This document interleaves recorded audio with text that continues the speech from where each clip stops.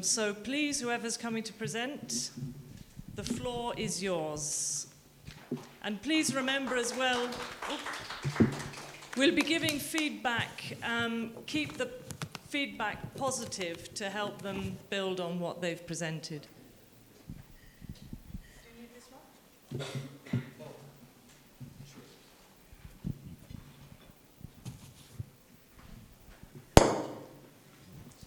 Okay. Good morning, everyone. I'm Joseph Lampo, working with Kimanya Gric Foundation for Science and Education. So, continuing with the approach of yesterday, I'll just begin with a bit of an introduction to the organization, the work that we do. Kimanya Gric Foundation is based in Uganda. We are based in a town called Jinja, on the border between East and Central Uganda. The organization has been around since 2007. And the focus of our work is around the idea of education for development. So all of the programs that we implement as an organization come back to this idea that to really empower individuals to become protagonists of development in their own context, education has to be the driver of that process. So we have a core educational program which was originally developed in Latin America in a country called Colombia by an organization there that developed an approach to alternative secondary education. And in the early 2000s, they made some adaptations to their programs, their content, and introduced them to countries around the world, and Uganda was among those, and Kimanya Gric was one of the first to adopt a program called Preparation for Social Action. So in that program, we have around 18 materials and some additional content that we study. Typically, the Preparation for Social Action program is something that's carried out in an informal educational context. So we will organize community groups, typically with youth, but many times with other members of the community, to engage in the study of areas related to language development, mathematical development, science development in the area of science, and in the area of various processes that take place in the life of the community. So this includes things such as the environmental awareness, early child education, agricultural production, food production, and health. And so these core set of materials have now, over the number of years of the organization, been used to support different lines of action. So our oldest line of action, the one I described, is the formation of community groups where a volunteer from a community is raised up to become a tutor or an educator for its fellow community members. These groups tend to meet on a weekly basis and go through the various materials that I described to you. Another line of action has to do with agricultural action research. So there are some materials that have to do with agricultural processes and particularly food production for small-scale farming. And so we have a team that engages with participants in our various programs, visiting them in the field and engaging them on exploration of agricultural practices that can improve their production and address issues of food security and nutrition within their communities. And then our last line of action has to do with teacher professional development. And that is where we study a selection of these materials I was describing before with primary and secondary school teachers over a year-long program. And the aim of that program is really to expose teachers to this integrative approach to education that is modeled within the materials and help them unpack from that example how they can implement changes and identify and adopt changes in their own practices. So teachers will go through this year-long process of studying some of this content, comparing it to their own experience, and then really unpacking how the materials were designed, what type of lessons, what is the approaches, the pedagogy of this content, and then taking ideas from that and implementing it in their own classrooms. So those are the areas that we've been engaged in. And now as an organization, we have around 40 or so full-time staff that represent the various teams that I described, but also represent our support staff and such. So when it came to designing our objectives for this organizational transformation plan, we really took the approach of trying to integrate the ideas that we had been working through over the course of this past 9 months into our existing plans and structures and systems, I should say. So you'll find that actually the majority of our activities don't have any cost expectations because they were, in some ways, they're part of the approach or the system of our systems that we have within the organization around staff capacity building. And so the aim really for us, and this is something we identified with our coach earlier in the year, back in May, was how do we develop the capacity for leadership among staff within the organization. So it's been a question of how do we take what we have gained through this experience and begin passing that down through our staff so that it can also eventually reach the communities and the stakeholders that we're engaging with. So the first objective was about developing staff capacity for self-awareness and leadership. And so there are 2 actions related to this. As I told you, we're an education for development organization, so at the heart of everything we do is going to be about educational processes and study.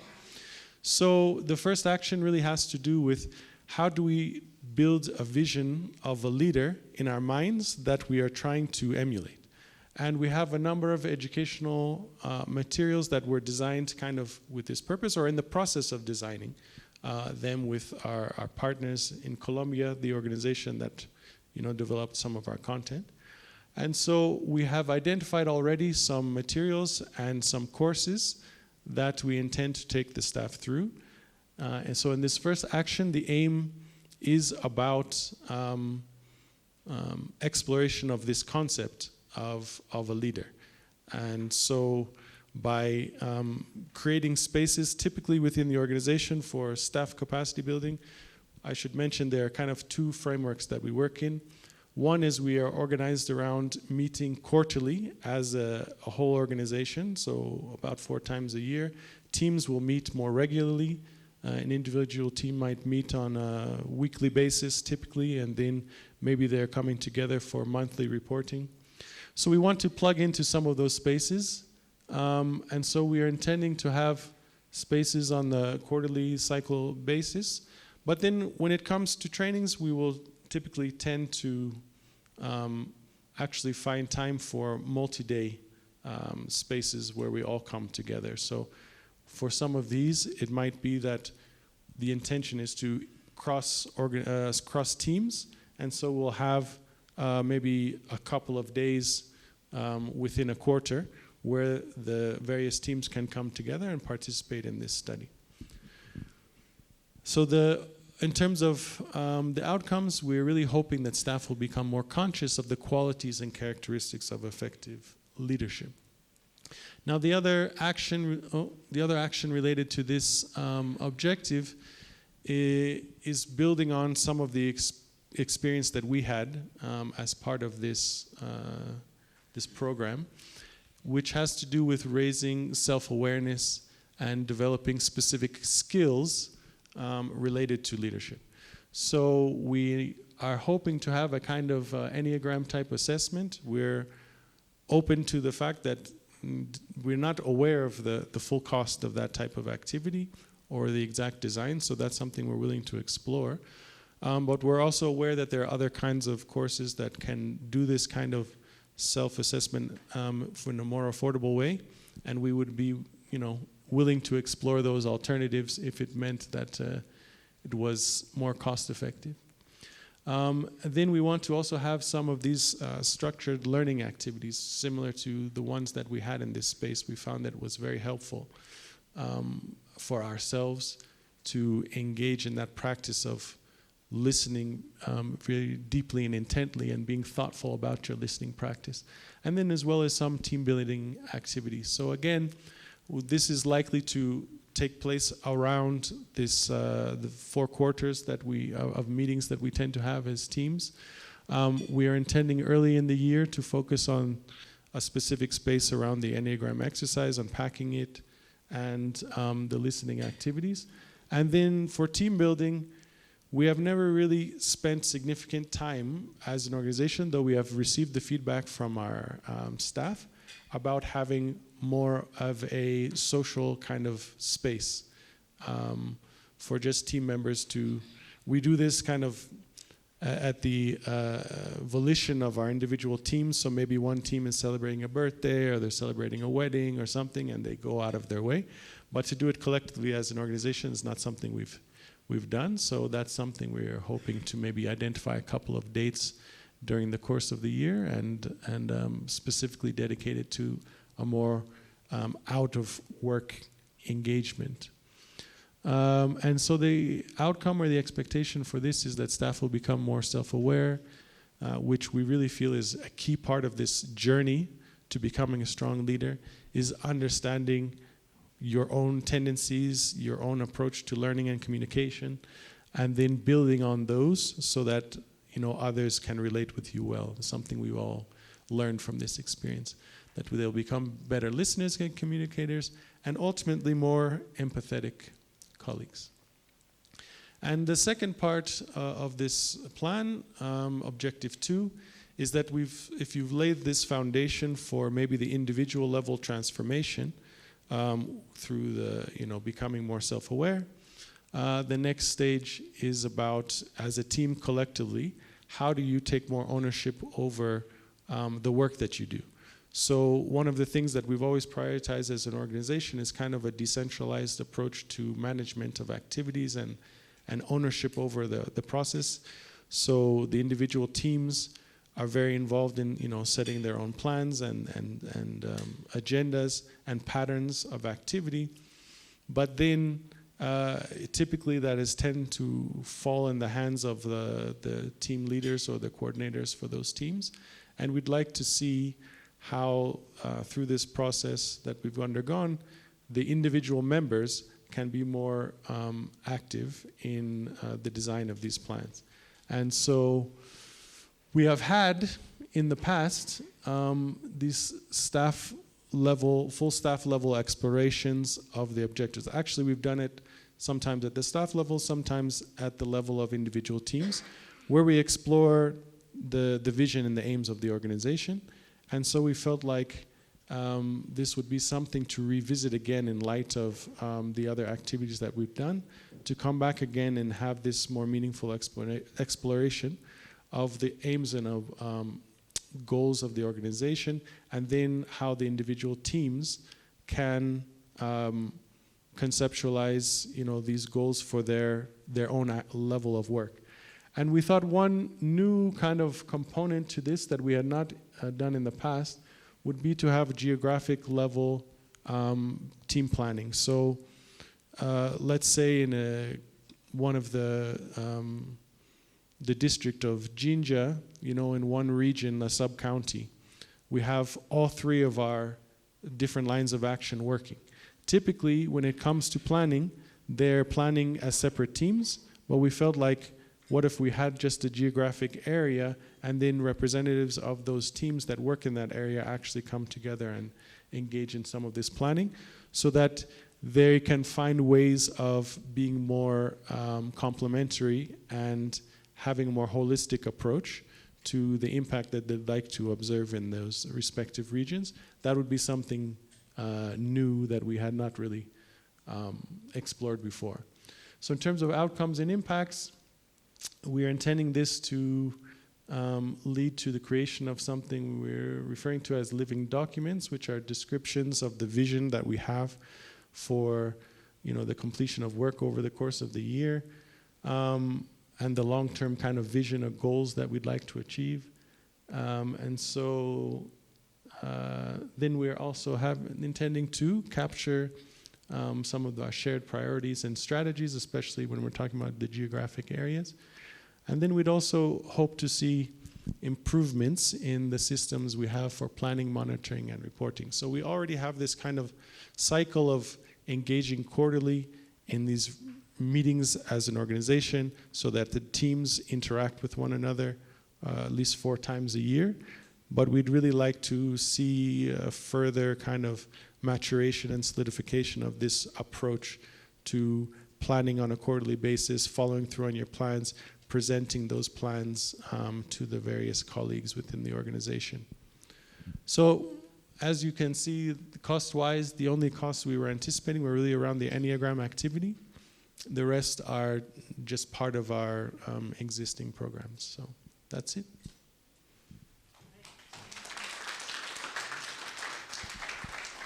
Great, thank you. Thanks very much. What a great presentation. Let's hear your feedback. Let's do it similar to yesterday, where each table can give their feedback.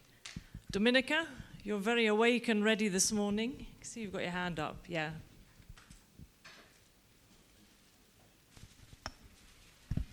Thank you. Yes, thank you so much, Joseph, for this presentation. I mean, I was also lucky to be working with this team, so I knew a little bit about this.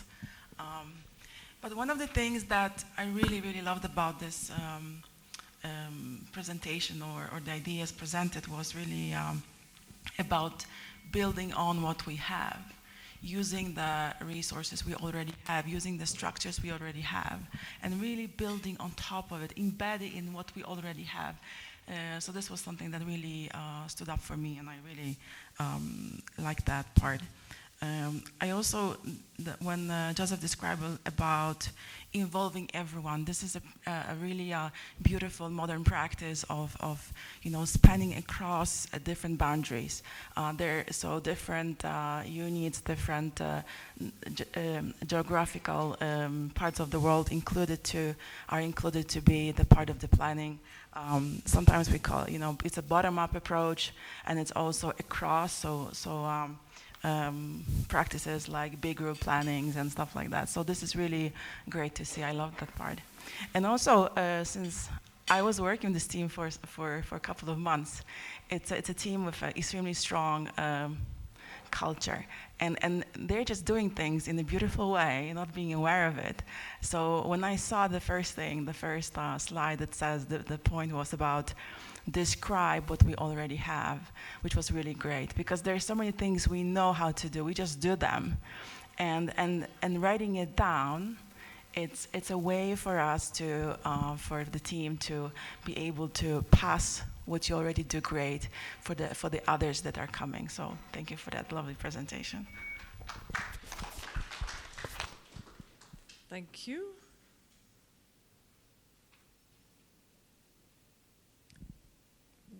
Let's go to another table. Would anyone like to give some more feedback?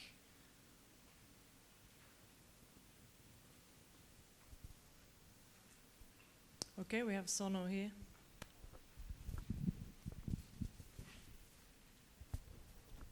Well, for me, this is really fantastic because it reminded me the way we usually do it. When we start thinking about planning, we do concentrate on resources. Where are the resources? But this is really anchored on a better use of the skills within the team and the Kimanya Gric Foundation, which is really fantastic. That the resources are not barrier, but we have something within ourselves. When we better use good of it, then we can do more without thinking on the resources. So this is really nice. Yeah, great. Thanks for that. Okay, we need a comment from each table, so make sure you have one somewhere. Okay, we have this one then. Thank you. What I love about the transformational plan is that the plan is more focused on self-awareness, on awareness, of the staff themselves, and then deep awareness of the organization. And I think that is something very important, because we need to know ourselves and what our organization stands for before we can go out to start speaking about it, to start doing things about it. Yeah, so I think that's very important. Yeah, great, thank you. Let's go to this table. What stood out for me during the presentation is the aspect of the team and the geographical level of concept notes, so that every team is owning the whole process and they're able to showcase their creativity around how they're going to implement the whole thing, which is really a good thing that we can also implement and also adopt in our different organizations. Yeah, great, thank you. Yeah, definitely ideas here that others can adopt as well. Should we go to the table at the back? Somebody there have something to say? Yeah, thank you so much. Myself, I have seen that the work plan has presented, it is not fixed. It leaves the room that any changes can happen. Yeah, that's silent. Thank you. Okay, nice. Seeing some flexibility in there. These two tables, great.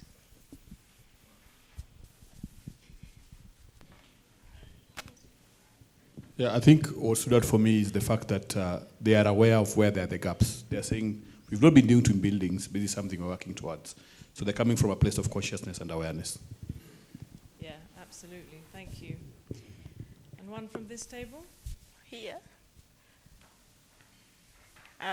One thing I love about the presentation is on the aspect of team building.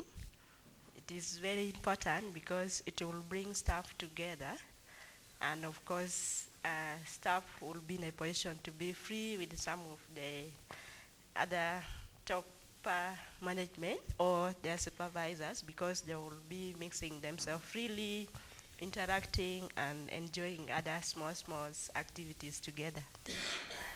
Yeah, great, thank you. Yeah, team building can break down the hierarchies. This table here? Thank you. So for me, it's around the capacity building, and specifically on the area of leadership to all staff members. So this increase the ownership of the program's understanding and ownership of the programs and activities. Okay, great. Yeah, thank you. Anyone else have a comment that they're burning to share, or?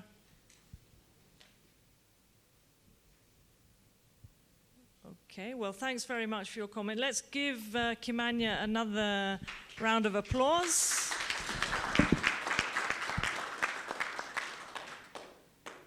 Now, we've been here for nearly an hour, and I think we need some movement. Cindy? But I know we have somebody here who can take us through some movement better than I can. So who would like to volunteer to get us just moving a little bit? We have a few minutes we can use just to get some bodies going. Yeah, do you want to do it, Jules? Yeah, sure. Sure? I'm not in the best outfit for stretching, but anyway, let's try.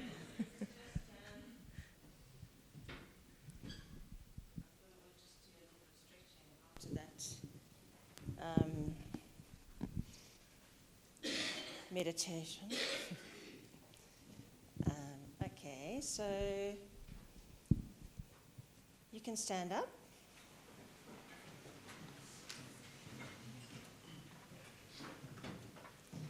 Stand with your feet. Yes. And we're just literally going to, we're going to lift our arms, but take a deep breath in. Deep breath in when you lift our arms. And then a big sigh out. And we're going to do that 4 times. In, breathe in.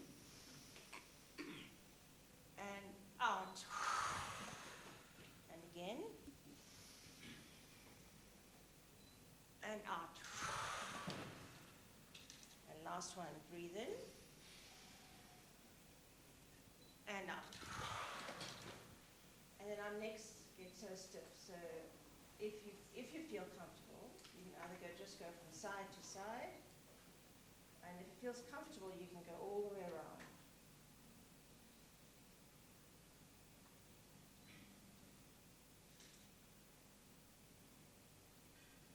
And you can change direction if you're going all the way around, or continue from side to side.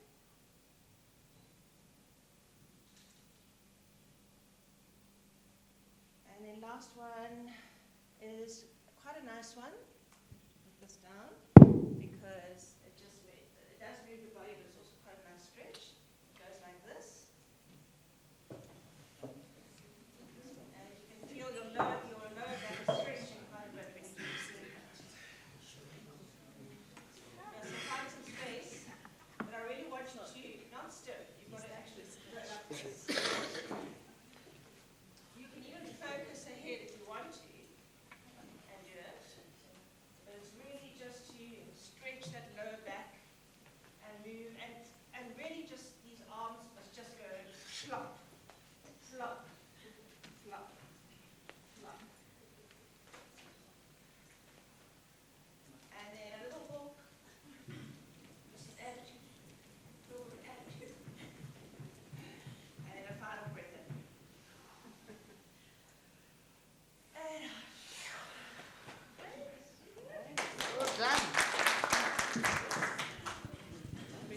Thank you, Jules. Fantastic. Who was looking after this one? So the beauty of those stretches as well, you could do most of them just sitting at your desk. So you don't actually have to stand up to do them. Although, watch what you might be hitting with your swinging arms. Okay, so I think now we have Gric. Will be presenting their transformational action plan. So please, the representative from Gric, the floor is yours.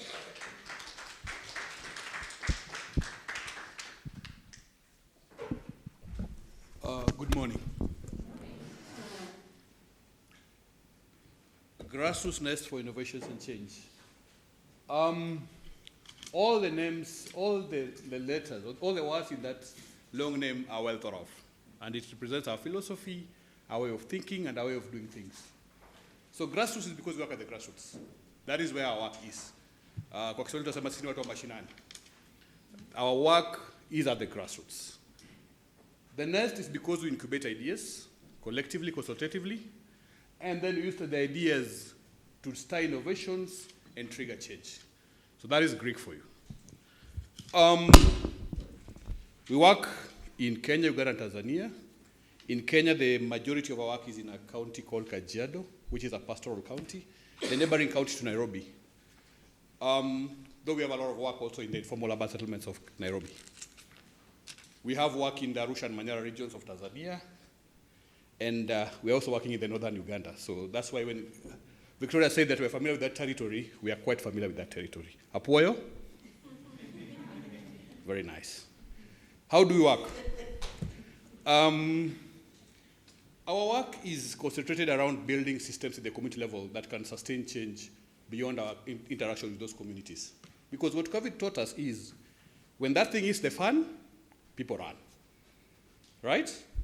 I mean, for those of us who really felt the effect of COVID, when COVID hit Kenya, for example, all the multinationals left. All the nationals left, but the communities were left with some people. Who are these people? The community and the community-based organizations, because they belong there. So we saw that as an opportunity to build the systems within the communities so that whenever such a thing happens again or not, the community is able to self-sustain. So we build this, we capacity strengthen organizations at that level to ensure that they can be able to carry on change beyond our areas of our length of interactions with them.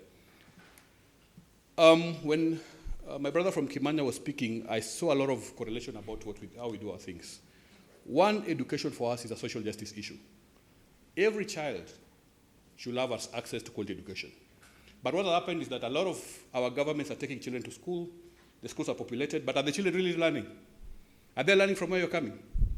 They're definitely learning. So a lot of them, the schools' populations are growing, but the quality of education is not at where it should be, which is really a social justice issue.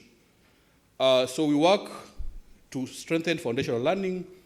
We work to bring parents into the conversations where this education is happening, because there's a disparity between home and school. School is doing their thing, home is doing their thing. Nobody's bringing these people together to converse. We work in the space of early childhood care development and education.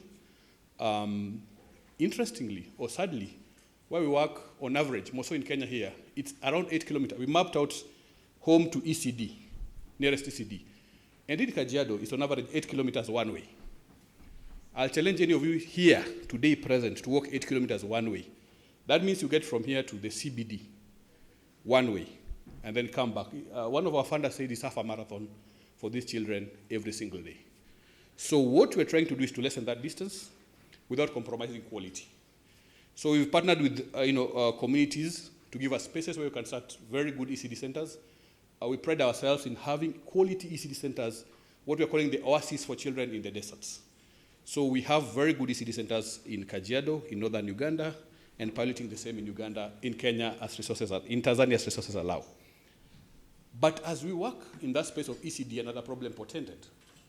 Now, they're coming to the ECDs, but the 0 to 3 years, which is the most critical year for development, is not being catered for. It's ordinary here to find that when you give a soda and rice to a parent, they'd rather give their children the soda and eat the rice, which is compromising quality, nutrition. I'm not an expert on ECD, so Irene may speak more to that. But it's just building the existing systems within the communities to then support good child rearing practices in the 0 to 3 years. I'm really trying to condense Gric's work in 5 minutes, which is a struggle. So that's the whole space of foundational learning. The other area of our work is around youth leadership. If you're a Kenyan, or if you've been following Kenyan news, or if you're an African, you know we have a youth crisis coming. You saw what happened to our country, yeah?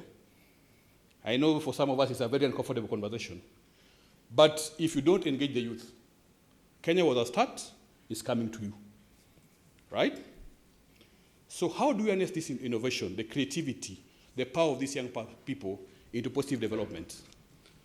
We run a 6-month youth fellowship program where these young people are taught skills around entrepreneurship, project management, but it's also a space for them to network and have very good conversations about where they're taking their countries.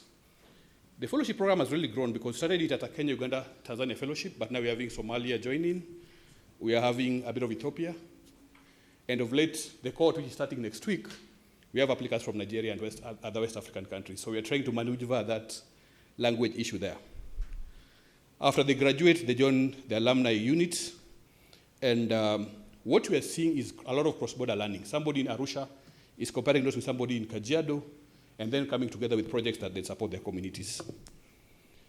Where we work, really, there's an equation we're trying to solve, and I hope you'll help us solve it, where there's a disparity between responsibility and resources, where the person with the most responsibility has the least resources in terms of child rearing. So how do we recalibrate this equation? How do you put resources to where responsibilities are? In Kajiado, women have a lot of child rearing responsibilities, but the decision-making responsibility, the financial responsibility is with you. What is your guess? The men. So men have the power, women have the responsibility. How do you recalibrate this equation to create some level of parity?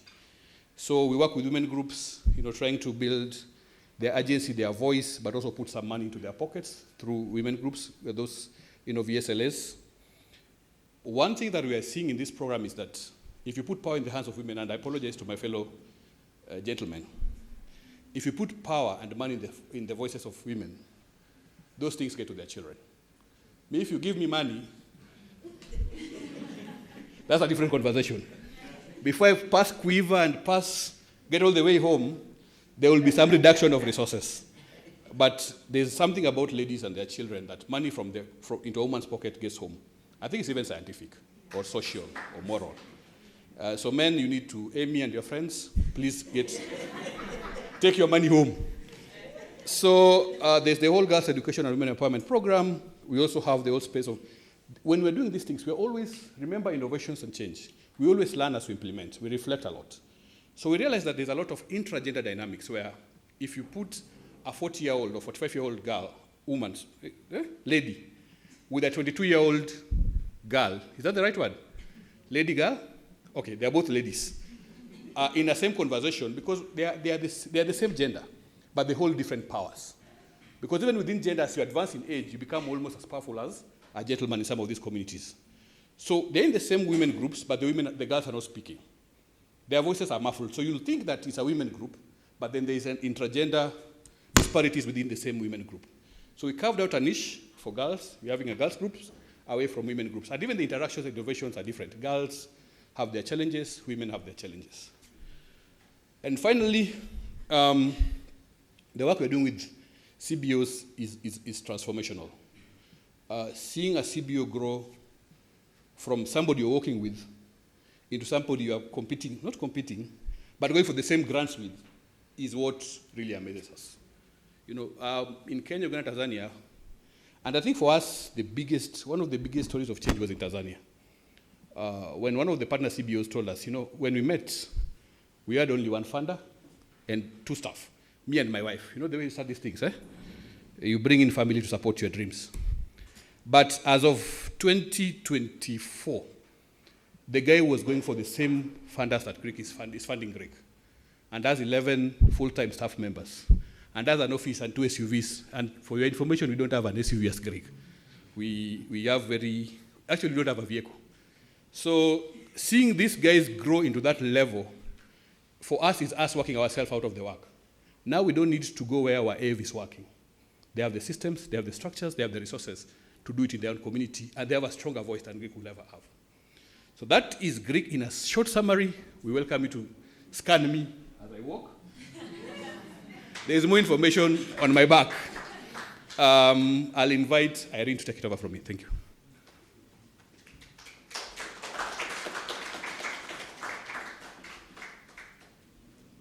Thank you so much, Sam, for that wonderful presentation.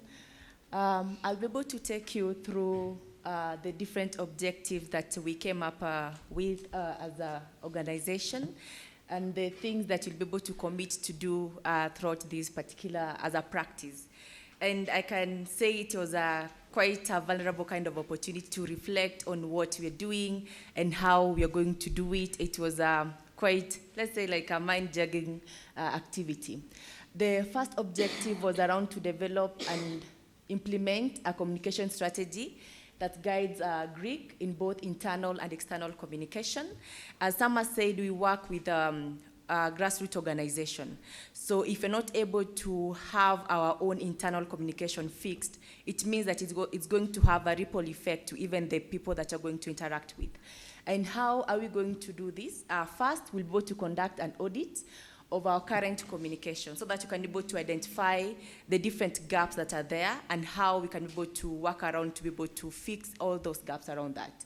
And on that also, after we have been able to do the communication audit, we'll be able to gather all the findings and incorporate and submit the audit report by January 2026. And also for the audit, it's going to happen in the month of November and December 2025. And also on that particular action, we'll be able to draft a communication strategy with clear outcomes, activities, and work plan with an M&A framework. Why are we doing this? So that it can be a learning lesson to any partner that is willing also to have a communication strategy. By documenting it, we'll be able to share with people interested to be able to learn from us on the journey that you have taken to be able to have the strategy. And also, as we're able to work around that, developing the strategy, we'll be able to present the strategy to the staff, management for feedback and approval. And because in the spirit of collectiveness, we'll be able to also test it out with our partner organization to be able to see, is it working? Is it something that is realistic enough to be implemented around that? Also on that, we'll be able to redesign and update our external communication channels. That is in our website, social media, and also to be able to align to the new strategy that we have and also the key messages that we have at the moment. So that you can, once you're able to refine internally, also the external can be able to also whatever that you're speaking, it's also showcased in our different social media pages around that. And also on that, after you've been able to have the strategy, the staff will be trained on how to use the communication tools, that is the Microsoft 365, and also any other tool that is going to help us to be able to have clear communication. And this is also in terms of being able to preserve the different kind of information that we have. Like maybe we have our staff leaving, or maybe new person coming in, they're able to access the kind of information in real time. And also develop a simple guide to use digital productivity, and also to enhance the internal communication. For the training, it's going to happen in March and June, so that the first phase is just really to get the understanding, and also for June to be able to incorporate all the findings that the feedback that we got from the March training, and be able to improve it in the June training now. Also on that, to be able to improve the communication, we'll be able to have departmental meetings. As Sam said, we have many activities with many things happening. And if you're not intentional to convene as a team to be able to discuss what is happening, it is very easy to lose things on the crack around that. So you'll be able to have weekly departmental meetings, and this is something that we'll purpose to practice, and be able to share the work plans. Because as we said yesterday, my business is your business. If I'm going to fail, it means that everybody is going to fail. So by fire, by force, you have to know my business so that I can be able to know how to support you, and so that you can know how to support me as well. And with that, as we continue to have the weekly meetings, and also be able to intentionally have staff meetings, which have been holding, but now more intentional, because we are more aligned on how we're going to do the things around that. And as we are going to do the different communication, also we'll be able to have the staff management and planning meeting in February, to be able to ensure that everything is aligned, and we are able to, everybody knows what is happening and the areas of support that is needed. Also on Action 6, we'll be having bi-monthly senior management meetings to review the achievements, challenges, and how departments are communicating and working together. And this way we'll be able to identify the areas of synergies to be able to improve our work. And also, as much we'll be having the senior management meetings, we'll also be having the one-on-one meetings with the manager, so that you can be able to know which areas are you struggling with, can you be able to remove any bottlenecks that's for you to be able to move forward, and also to really know how to be able to work around that. Because sometimes you can be so busy until you forget what is happening and where you're going around that. For the next objective, I'll be able to invite my colleague to be able to take us through that. Thank you. Welcome, Bernard.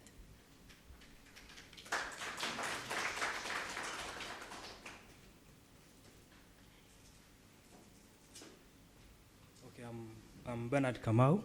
I'll take you through objective 4, which is just one action, which will be supporting our CBOs, that is in communication. So we'll schedule quarterly sessions with prepared agendas focused on communication, challenges, and learnings. So with this activity, we'll be able to focus on challenges. We reflect on our learnings on a quarterly basis. So for all that, we have deliverables for all the outcomes. So for outcome 1, that is objective 1, we will develop and implement communication strategies that guides Greek in both internal and external communications. So there will be a communication strategy with a detailed work plan so that we can monitor our framework. On social media, we want it to be attractive and vibrant. That is even the website. Outcome 2, to enhance internal communication at Greek. So the monthly reports will be needed where required. Outcome 3, that is strengthening Greek systems and policies. We'll need the policies disseminated to our partners and also internally through meetings. And for the fourth item, there we also added some community service so that we can strengthen our systems and teamwork. These are initiatives that we will develop internally. For example, maybe going out there and maybe doing cleanups, community cleanups, where we are. Then lastly, on outcome 4, is the enhancement of communication with the partner CBOs. So here we will share the key takeaways and action points for improving collaboration and communication. Did you hear that last bit? Sorry, Bernard, So, can okay. you say it again? You had some background music. So for the last outcome, we said there that we'll have session reports with key takeaways and action points for improving collaboration and communication. So these are shared experiences. I think this will happen when we are having the quarterly meetings with our CBOs. Then we had a budget because we want an external eye on our audit, on our communication. We will engage an expert, and it will cost us 22,500 USD. That is about nearly 3 million Kenya shillings. So that expert will do the auditing, give us a report, recommend to us, and give us the complete strategy. So that whole process, including the training for our Greek staff and our partners, will cost us that. That is objective 1. Objective 4, that is on CBOs, the 10,020 will support the meetings, the quarterly meetings that we'll have with the partners. And lastly, all the other costs that we can't charge directly to our plan here amount to 2151. Thank you.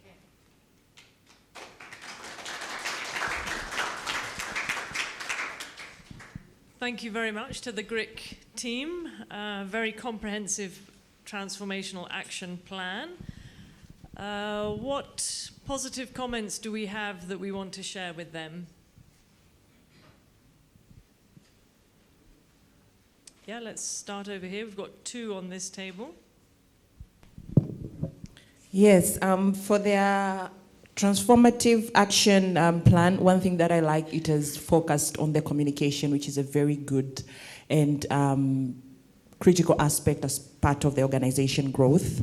And particularly, I like the part that once they develop their communication strategy, which now is going to outline their communication channels and the engagement, they're also going to update their communication channels, including websites and social medias. And we all know that they carry the face of the organization. So to have that plan, the communication strategy to translate into updating your website and social media, it's going to give them more visibility. And a lot of organization and like-minded stakeholders, they're really going to know and engage on the work that GRIC is doing. So it's very perfect for me.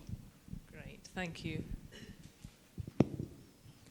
Yes, in addition, I would like to bring out what I like when they talk about their self-reflection by the way of audit, which is both internal and then, of course, also externally, so that the external eye will give them their current reality, and that will help them to draw more strategies to bring more improvements.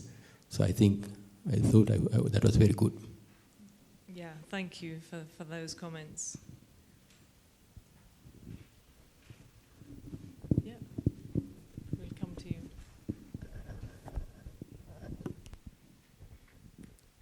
Yes, congrats a lot to the Grassroots Nest for Innovation and Change, GRIC. I just came up to know your full name today, and congrats that you are all over East Africa. In Swahili we say, nyie ni wa kimataifa.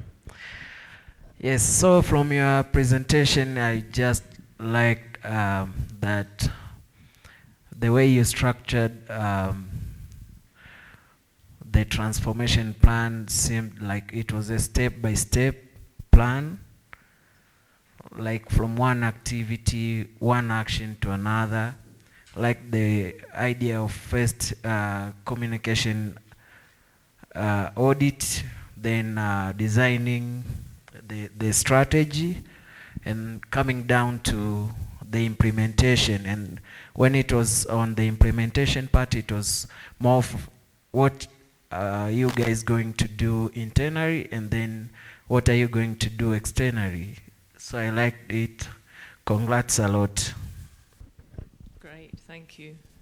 Yeah, I love the internal and external communication. I think for many of you in your coaching, communication was a thing that you were working on, so looks like Gric is building on that. Another tape? Well, yes, sorry, here. Thank you. It was a good presentation, very clear and actionable.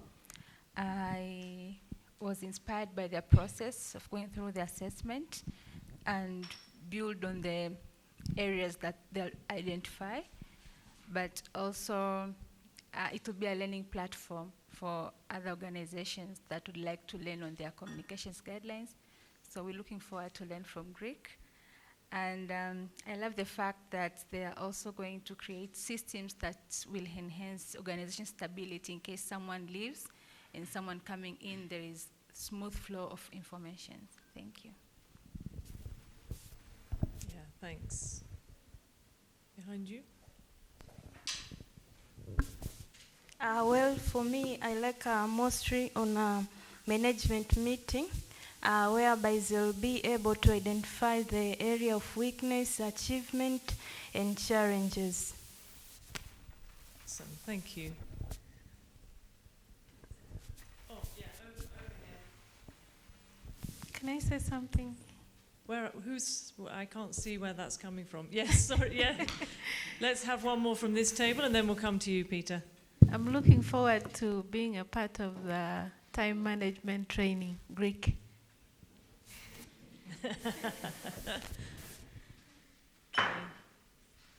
Yes, I like the flow on how it has been framed. I like, they start with the audits, identifying what are the current challenges, but also inclusivity of monitoring and evaluation. I also like that they are going to test it to see the usability of it, but also the aspect of synergies, getting to get the strength from other organizations, other partners, and improve on what you already have. Yeah, great. Hello. Yeah, thank you so much, Gric, for good presentation. Yeah, I liked one thing that you have planned well to strengthen the system and the policies in your organization. So strengthening the system and the policies is the main vital for any organization to grow well. Yeah, thank you so much. Okay, thank you, Mary. Joyce?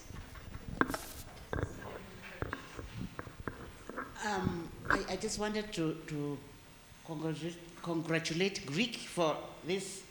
They have come from so far to here, and I think what was not clarified is that they are actually a COVID organization. That is when they were formed during COVID, and the way they connected with communities at that point is what they have now, they have continued to do.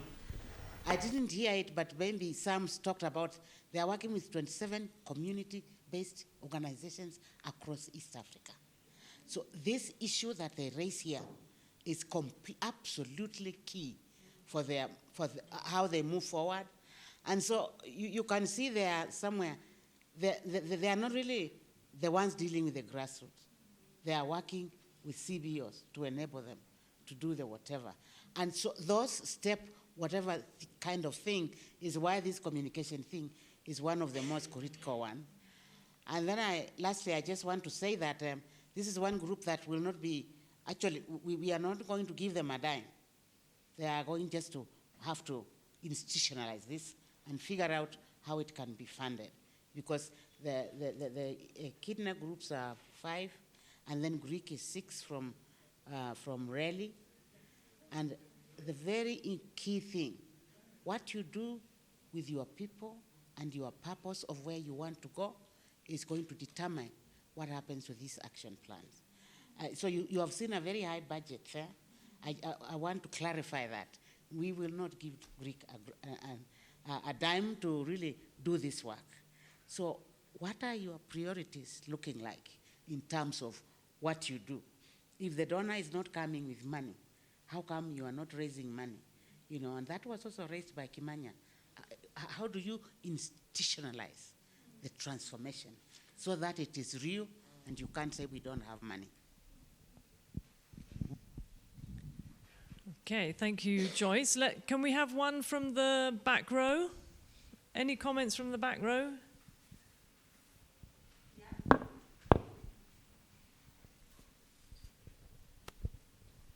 Yeah, I think someone said it earlier about the audit report, which I thought was very clever to do in order to get feedback and draft a comms strategy based on that.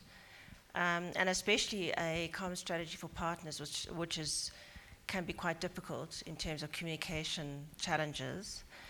So that's what I just wanted to mention. And also updating the external comms channels was another thing that stood out for me too. And yes, it's just really about really embedding communication in the culture. Yeah. Okay, and I'm sure Gric is hearing the message from Joyce around, you know, you have this really great plan, how are you going to resource it? But I think Gric is quite good at dealing with the challenges that come in its way. So let's give them a round of applause.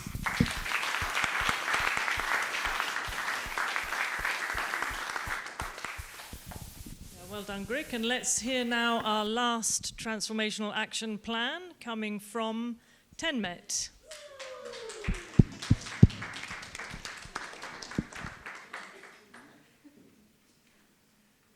Good morning, everyone.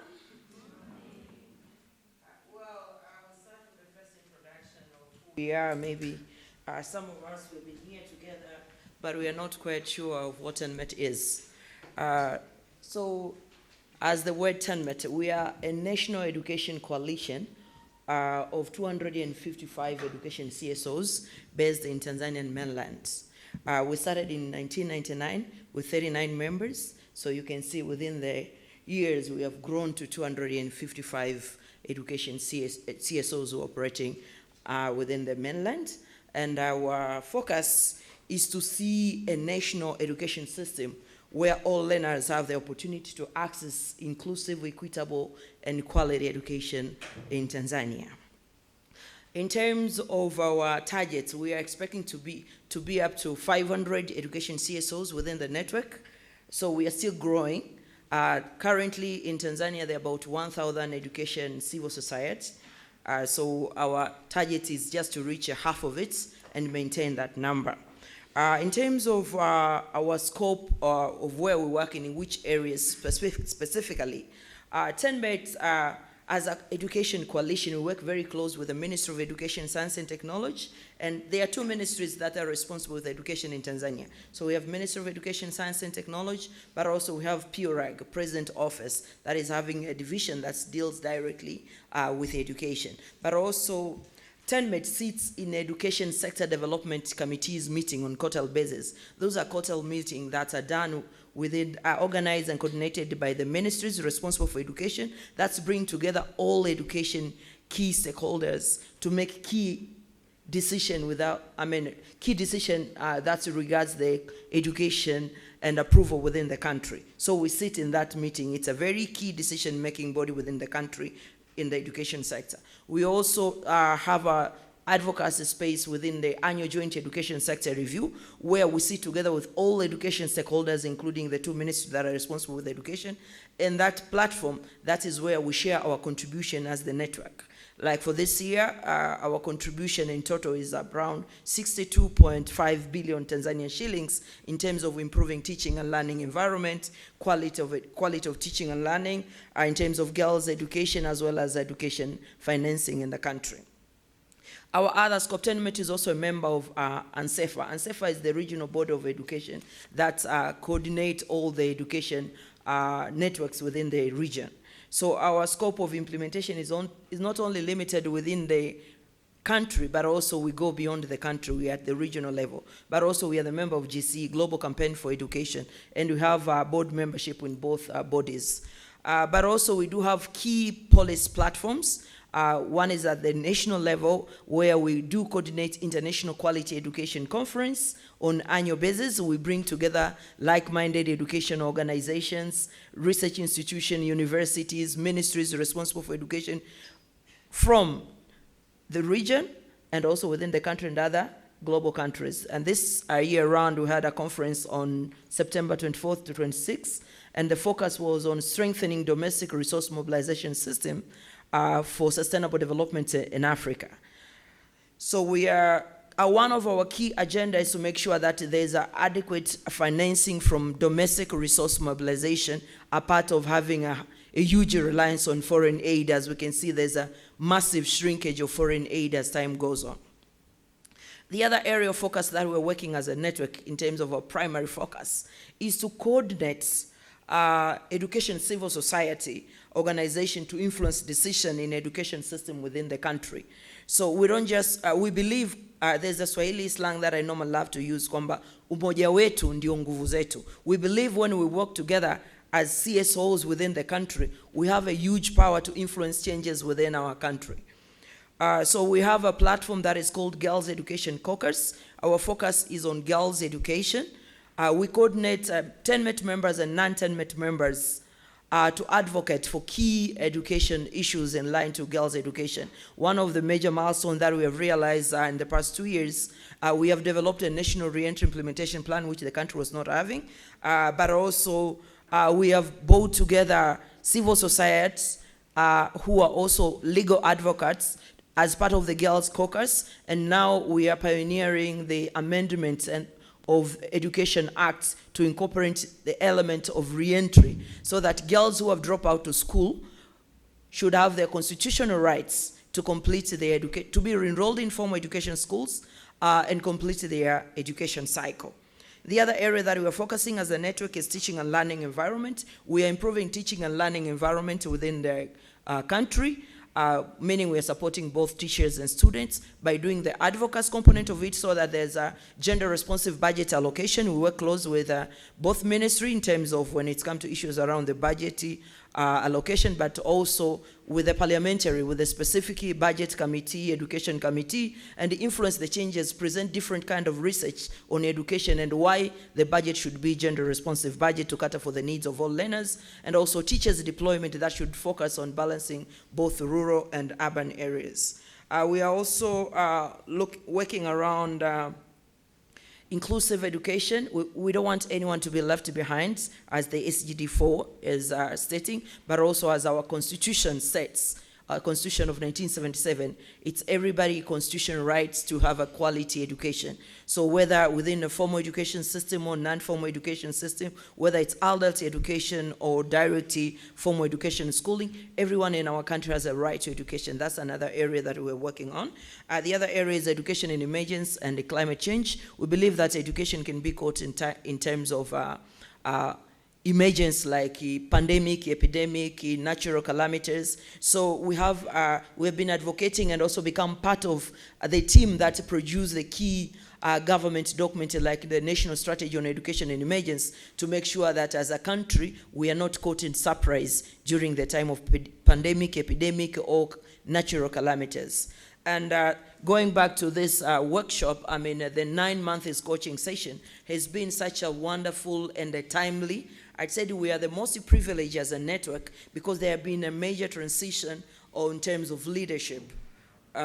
So having my colleagues Peter and Nasra and Helen here as the new team in the management, and as Helen is a new staff who is coordinating the kidney giving project, has really helped us to grow together as a team. So because it has come timely, our major focus will be presented by my colleague Nasra, where she will take us through in terms of our action plan for the next coming year. Karibu sana.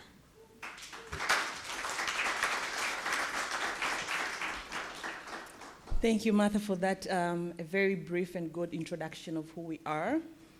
So moving into our transformation action plan. So we had, when we are drafting all this, developing all this, we had a lot of back and forth because everyone among us had different ideas. So we had to align and come up with something that it will really benefit the entire journey that we had for the 9 months in terms of leadership. And the first objective, it's about strengthening staff self-awareness and team dynamics through Enneagram orientation.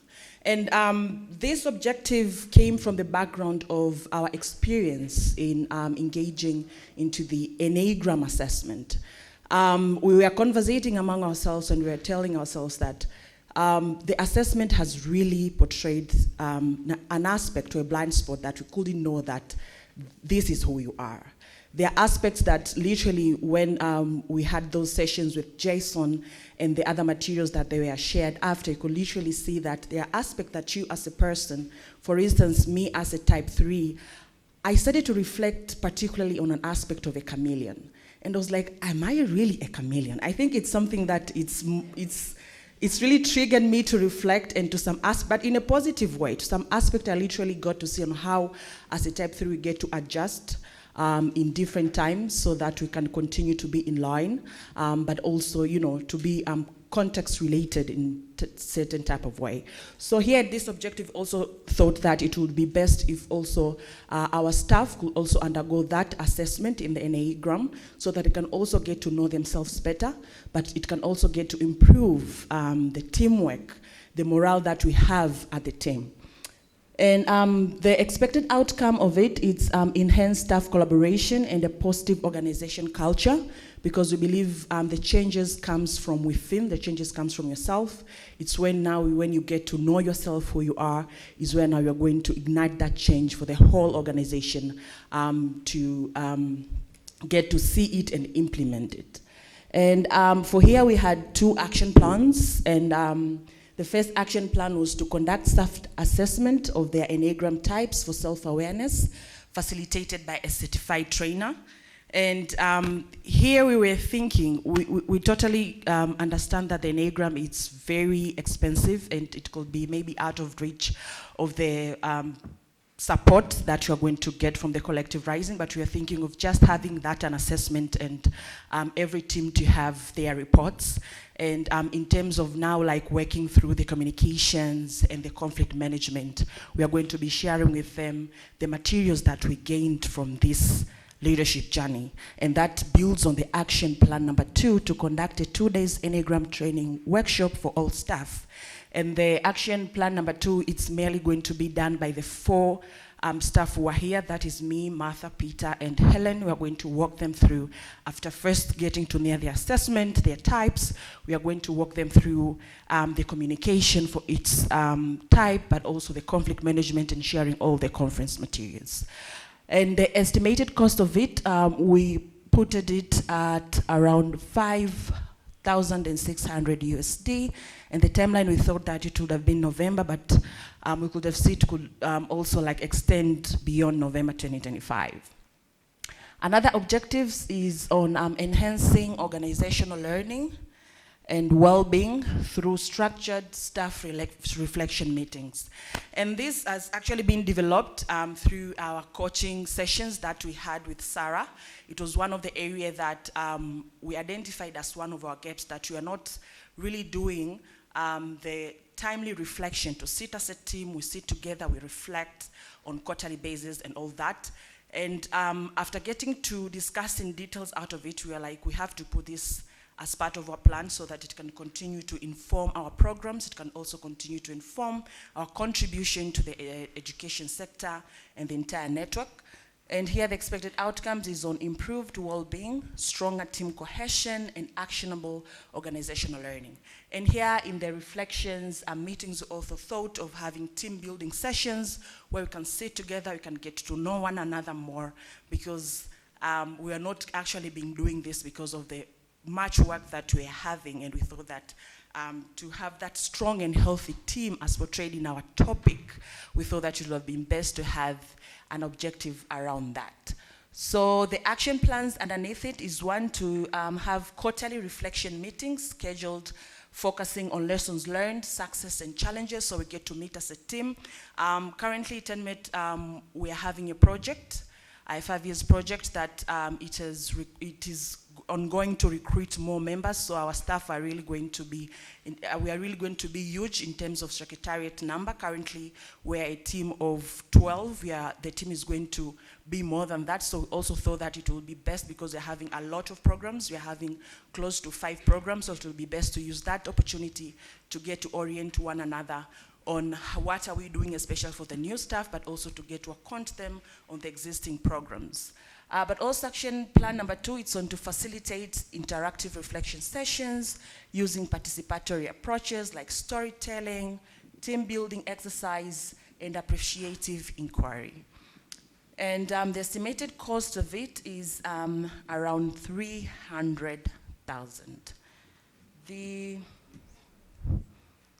Yes? 3,000, thank you.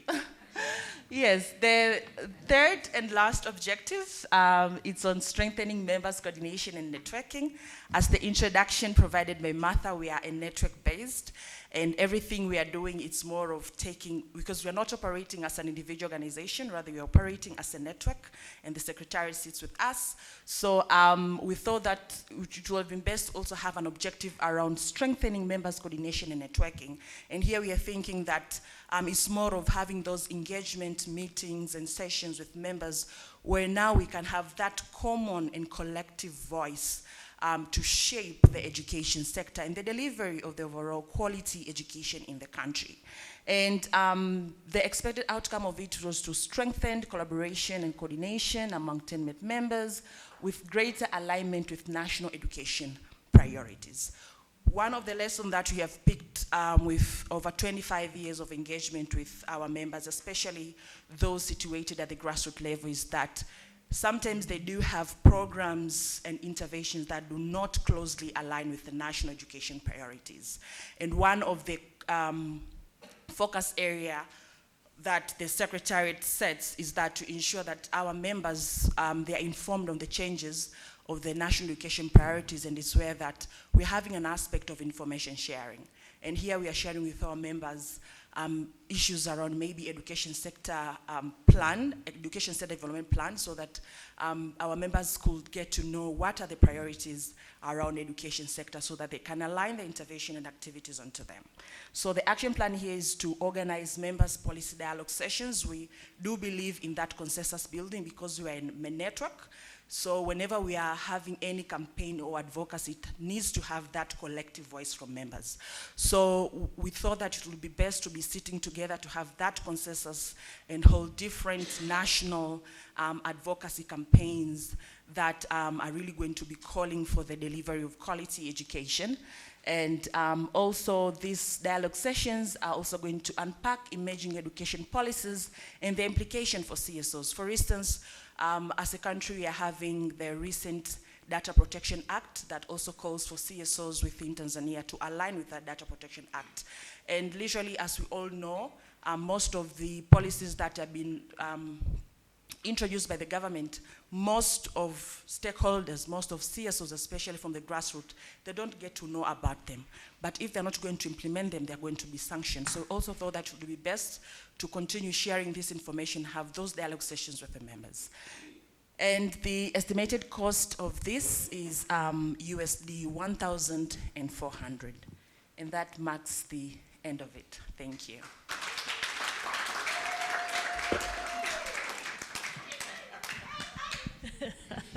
Great, thank you very much, Martha and Nasra, for your presentation. Let's have some feedback for them. Happy to start. Oh, great, thank you. That was beautifully presented. I really love the fact that there's a reverberating theme, wellness. It seems that something they're really, really keen on incorporating into their way of doing things. Additionally, I like the fact that they're thinking beyond the team that is here now to their staff members. Already those they've hired and those they're anticipating to hire. So that sort of foresight is really important because it shows this will be institutionalized.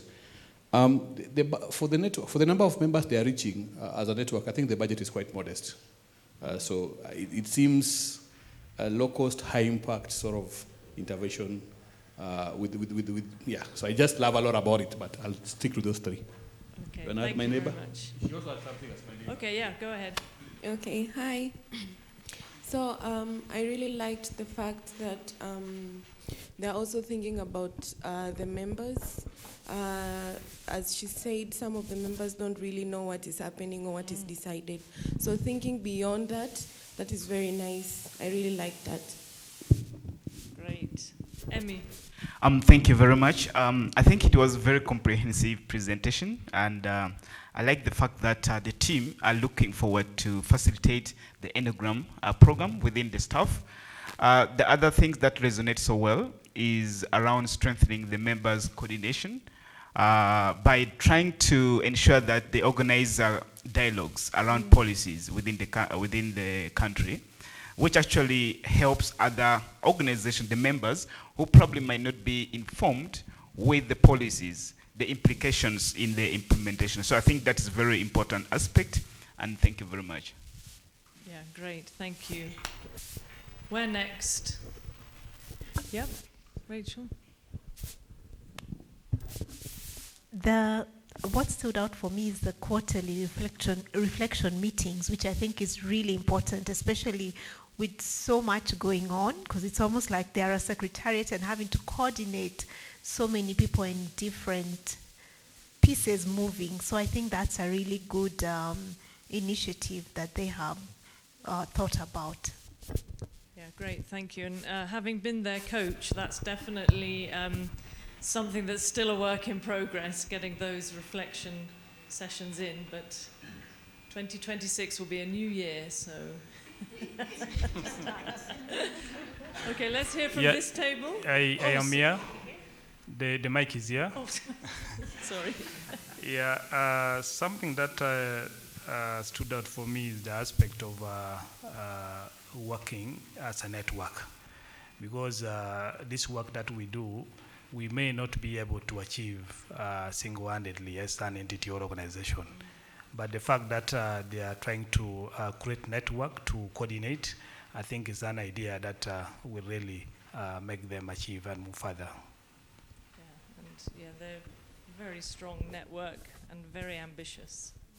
And it's good that Tenmet is a coalition organization, and that is evident from what they presented, that they are not thinking on their own, but also they are thinking on how to coordinate and strengthen the networking aspect among the CSO. Yeah, fantastic. Thank you. Yep. I am always biased about the human resource in an organization, and what stood out for me is the intention to build a strong and healthy team. When there is a strong and healthy team in the organization, the vision, the mission, they are achieved easily because of the human resource aspect, and that stood out for me. Yeah, great, thank you. I think this table here. Thank you. So to me, I really love that they will go look on staff well-being, because it seems that they sometimes having a lot of activities and forgetting about the well-being of the staff. So they will build a strong communication bond.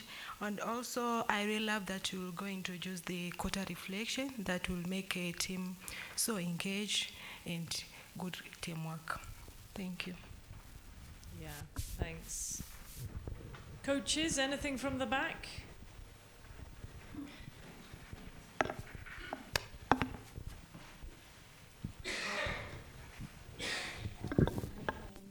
Thank you for this lovely presentation. I just would like to, with so many great comments, I would like to add the fact that you've mentioned working together with the authorities and governments, because this is really, this is how this change can be even more impactful. So that was the part that really stood out for me. Thank you. Yeah, thanks, Dominica. It's a very critical network. We have somebody on this table.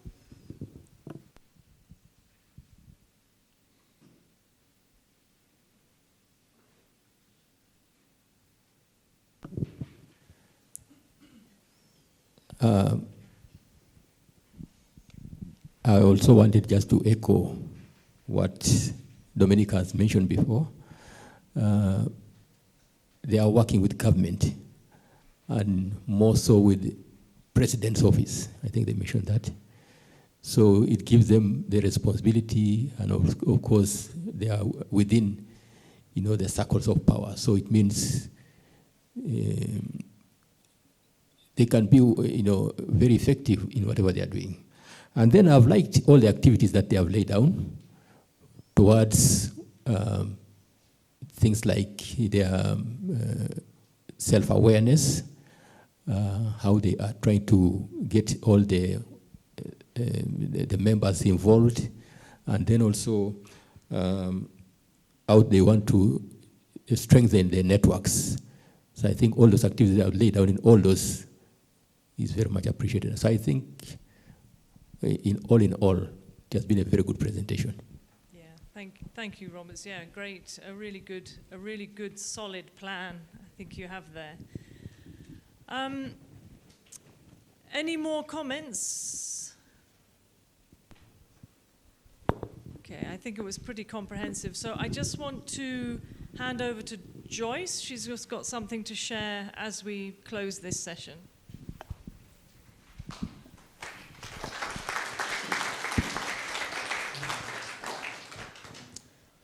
I just wanted to start by saying, to congratulate you for the great work that you have done on the action plans this year.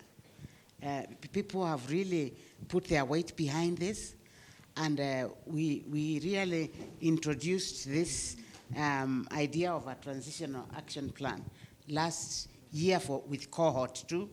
Cohort 1 we followed for 6 months, and there was not really a plan, and then cohort 2, we've been tracking them, the last one, that we'll be tracking them, I think, until October. And then you are the third cohort.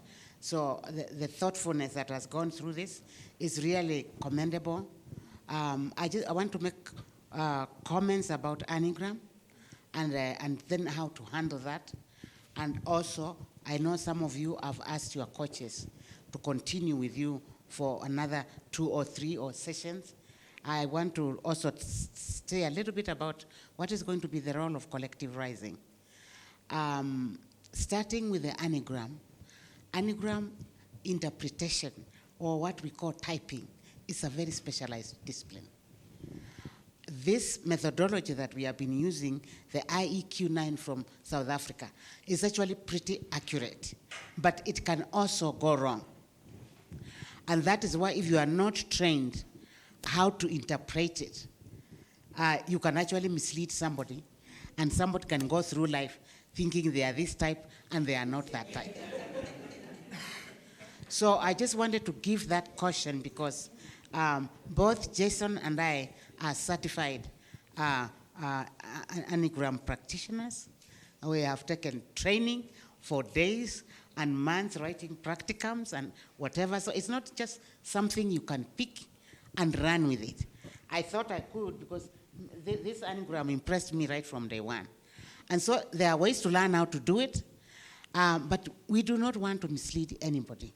And if you noticed, we worked with each one of you individually instead of just having a group thing and saying, this is what ones do, this is what twos do, because we wanted you to just be grounded.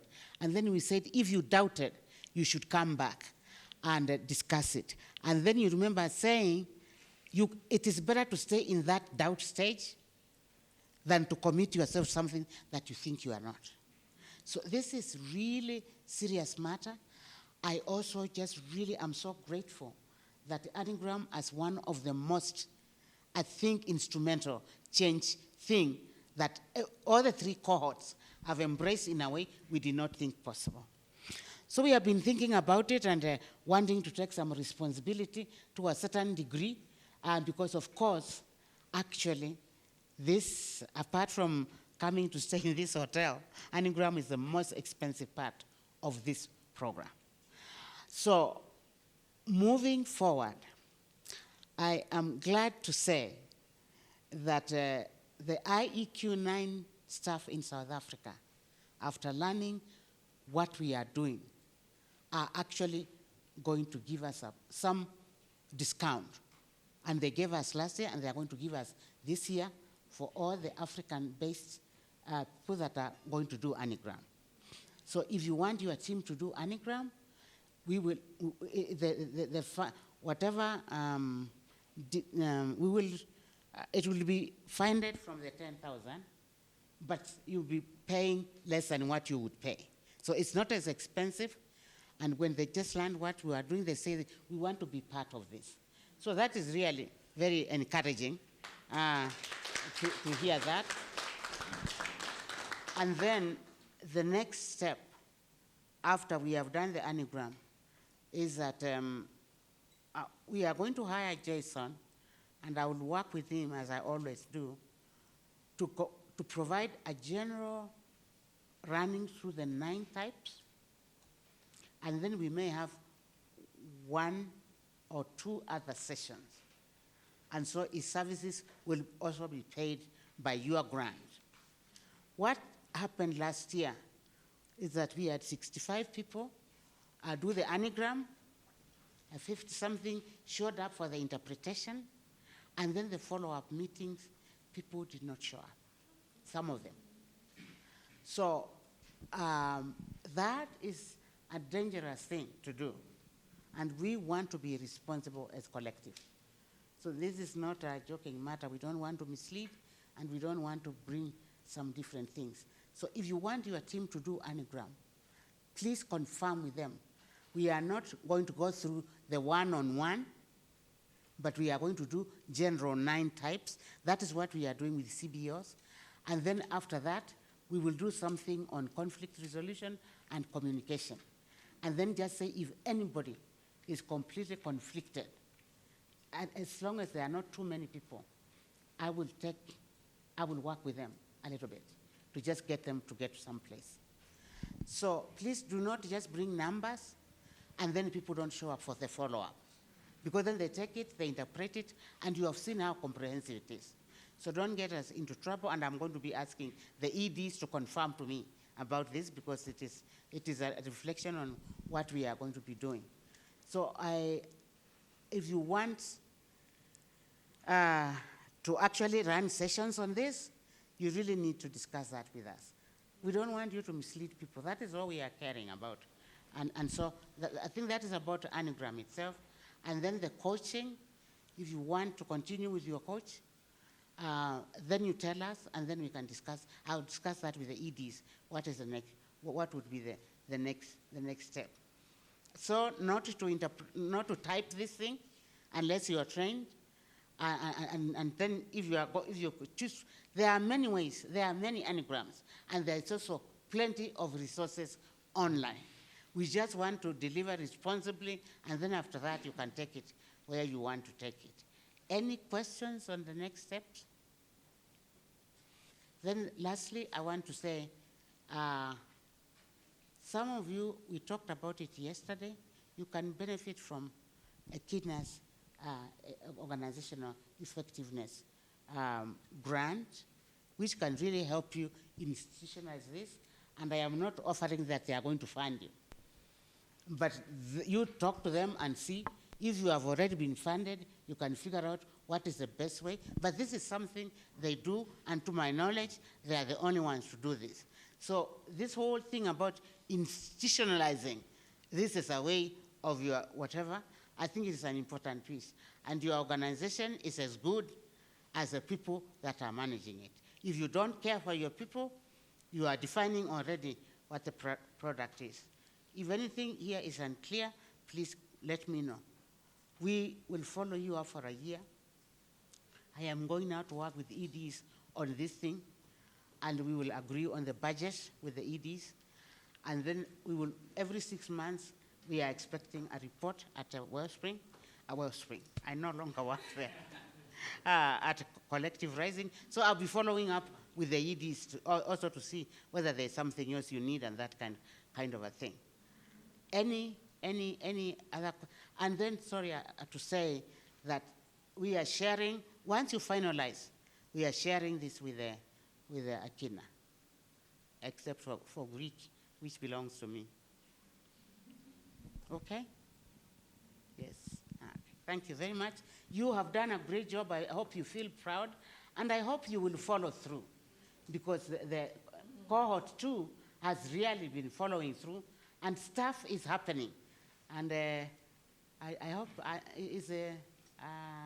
one of them is going to join us today. When she comes, I'll be glad to introduce Stella. Will be around at some point to come and greet you from cohort 2. She's from Uganda. Okay, thank you very much, Joyce.